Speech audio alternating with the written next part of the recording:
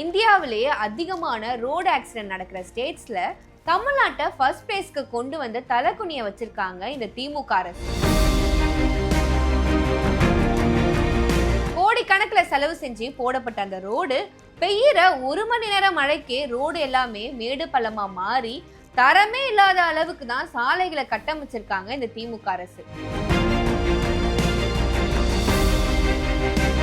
2021 அதாவது திமுக ஆட்சிக்கு வரத்துக்கு முன்னாடி தமிழ்நாட்டுல நடந்த ரோடு ஆக்சிடென்டோட கவுண்டிங் 49,844 இருந்துச்சு.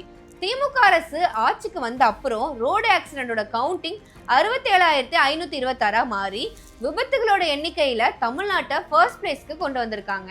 போன வருஷத்துல மட்டும் ரோட்ல நடந்த ஆக்சிடென்ட்னால 18,449 பேர் இறந்து போயிருக்காங்க. விபத்துகள்ல ஏற்படுற உயிரிழப்புல 2வது பிளேஸ பிடிச்சி மறுபடியும் தலைக்குனிய வச்சிருக்காங்க இந்த ஸ்டாலின் மாடல் அரசு. தரமில்லாத சாலைகள் தான் இந்த ஆக்சிடென்ட்க்கு முக்கியமான காரணமா அமைஞ்சிருக்கு. நிறைய இடங்கள்ல போதிய சாலை பாதுகாப்பு வசதிகள் இல்லாத நிலைனால அடிக்கடி மக்கள் இந்த மாதிரி ஆக்சிடென்ட்ஸை சந்திக்க வேண்டிய நிலைக்கு தள்ளப்பட்டிருக்காங்க. இந்த மாதிரி மோசமான ரோட்னால அதிகமான ஆக்சிடென்ட் டெய்லி நடந்துட்டு தான் இருக்கு.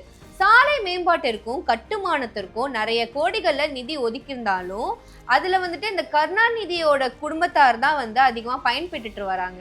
மோசமான சாலைகளால ஏற்படும் விபத்துகளுக்கும் உயிரிழப்பிற்கும் அரசு தான் பொறுப்பேற்கணும். அதனாலதான் ஆக்சிடென்ட்ஸை பத்தி ஏதாச்சும் வந்தா அதை டைவர்ட் பண்ணி விடுறாங்க இந்த அரசு.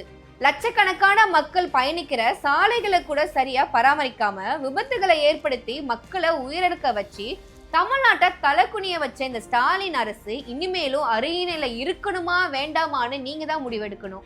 மக்கள் விரோத அரசை வீட்டுக்கு அனுப்பி மக்கள் தலைவர் எடப்பாடியார் தலைமையில தலை குனிஞ்சிருக்க தமிழ்நாட்டை மறுபடியும் தலை நிமிர செய்வோம்.